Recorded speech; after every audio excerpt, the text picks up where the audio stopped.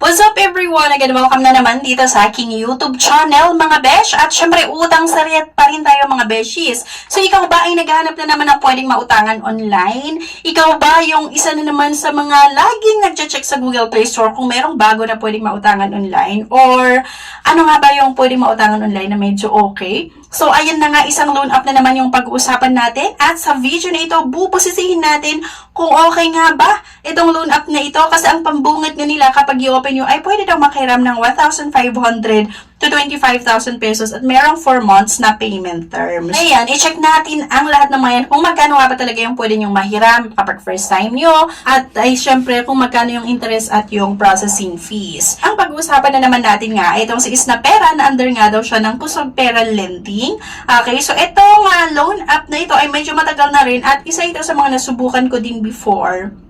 Pero ayun na nga, i-check ulit natin ngayon.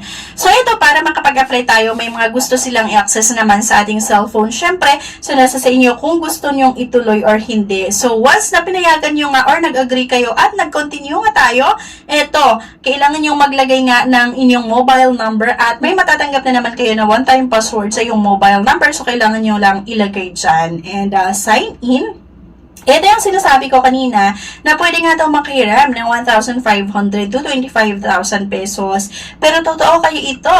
First, mga beshies, verify your account with one valid ID. So, ito na mga beshies, agad-agad, kailangan nating mag-upload ng isang valid ID at ito nga daw yung tinatanggap nila na ID. Yung national ID, yung SSS, yung TIN, yung UMID, passport, driver's license, voter's ID, yung PRC ID, yung PhilHealth, at yung postal ID.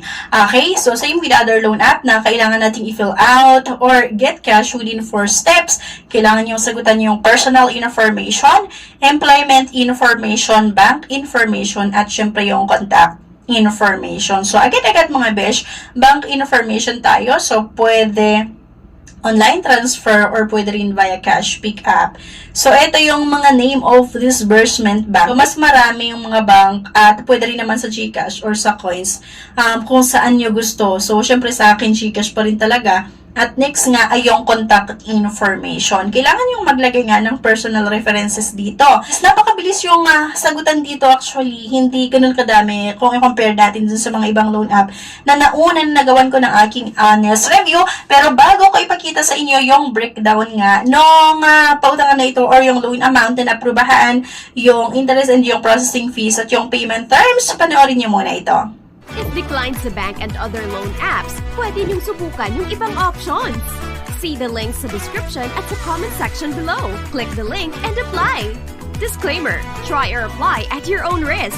So, let's get back to the topic again. And ito na nga, ang pwede ko lang mahiram doon sa 25,000 pesos ay 2,000 pesos lang. Meron silang nilagay dito na 121 to 125 days. Pero totoo kaya, kapag isubmit mo mga besh yung loan application mo, ito yung makikita mo. So, lahat ng pambungad nila na nilagay nila na pwedeng makautang na 1,500 hanggang 25,000 pesos, hindi pala totoo. I mean, hindi pala ganun kalaki yung pwede nating mahiram. Kasi nga, kapag first time yun ang umutang dito, ayan, kagaya sa akin, 1,500 to 2,000 pesos lang yung pwedeng mahiram. At dito nga mga beshies, meron silang nilagay na loan terms dyan sa taas na 121 days. Kaya lang, kapag i-check mo dyan sa baba, loan tenure for first schedule ay 7 days lang. At doon sa 2,000 pesos, sa first schedule payment, kailangan ko agad-agad bayaran yung 2,091 pesos.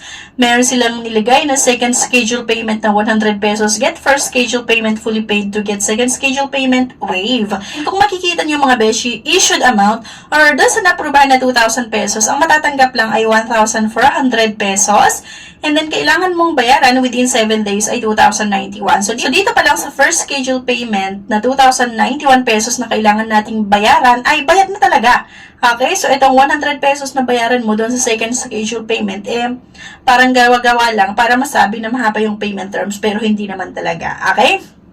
So, issued amount, 1,400 nga.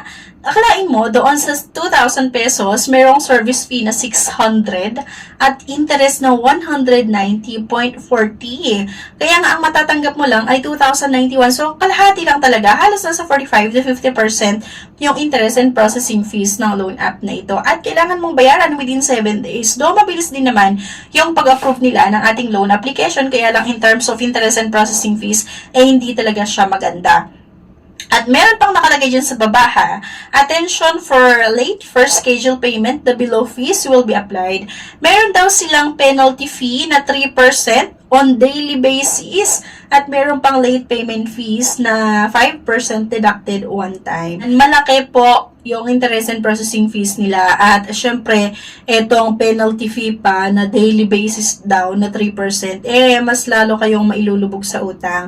Kaya nga hindi ko nire-recommend yung loan app na ito. And syempre, nasa sa inyo pa rin talaga kung gusto nyong umutang dito kay Snapera. After nyo nga na mapanood yung video ko or yung video na ito.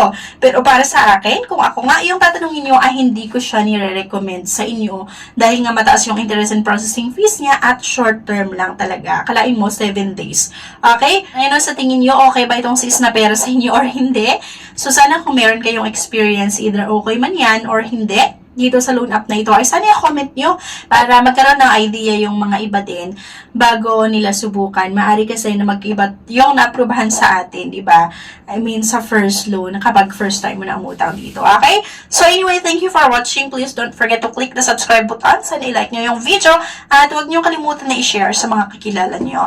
Thank you guys for watching and see you on my next video. Thank you guys and bye-bye. No time to apply for a bank personal cash loan? Yana's here to help you. I assist pre-qualified clients with basic monthly income at least 25,000 per month. Hassle-free at walang fee. Lahat ng process sa bank gagawin. 2 to 5 banking days lang approval.